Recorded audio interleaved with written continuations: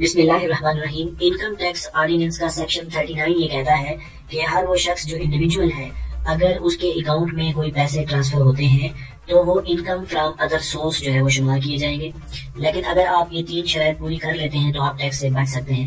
مثال کے طور پر آپ سیلری پرسن ہیں، آپ نے کسی دوست سے قرض لیا ہے اور وہ آپ کے بینک اکاؤنٹ میں پیسے ٹرانسفر ہوئے ہیں، تو ایف پی آر اس کو income from other source income tax ordinance section 39 کے تحت جو ہے وہ شمار کرے گا۔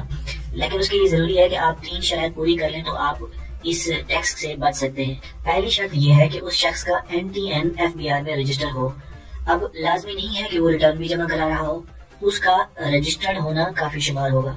آپ جس شخص سے لون لے رہے ہیں وہ FBR میں رجسٹرڈ ہو۔ دوسری بات یہ ہے دوستوں کہ آپ کو لون لینے کے لیے بینک چینل کا سہارا لینا ہوگا۔ اس کے لیے آپ آن لائن ٹرانسفر کر سکتے ہیں، آپ کے پاس ایک پروف ہوگا ایک ٹرانزیکشن کا، آپ چیک لے سکتے ہیں، آپ بینک ڈرافٹ بنوا سکتے ہیں وغیرہ وغیرہ۔ اور تیسری جو اہم شرط ہے وہ دوسری شرط سے ملتی جلتی ہے کہ آپ نے جو لون لیا ہے اس کا ثبوت ہونا چاہیے، تاکہ ریٹرن فائل کرتے وقت آپ اس چیک کی، اس ڈرافٹ کی یا آن لائن ٹرانزیکشن کا ریکارڈ جو آپ کے پاس ہے اس کو آپ ثبوت کے طور پر استعمال کر سکیں۔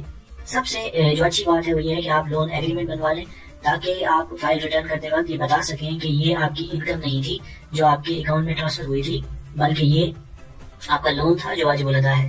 تو اگر آپ یہ 3 شرطیں پوری کر لیتے ہیں تو انکم ٹیکس آرڈیننس کے سیکشن 39 کے جو ٹیکس ہے اس کے زمرے سے بچ سکتے ہیں۔ لیکن یاد رہیے کہ تمام بینک اس سے مستثنا ہوں گے، کیونکہ بینک کے ساتھ جب بھی آپ لون لیتے ہیں تو پراپر ایگریمنٹ ہوتا ہے اور فائل ریٹرن کرتے وقت آپ اس کو جو ہے وہ شامل کر سکتے ہیں۔ سیکشن کے اندر یہ لکھا ہے، آپ آرڈیننس میں سیکشن 39 کو دیکھ سکتے ہیں۔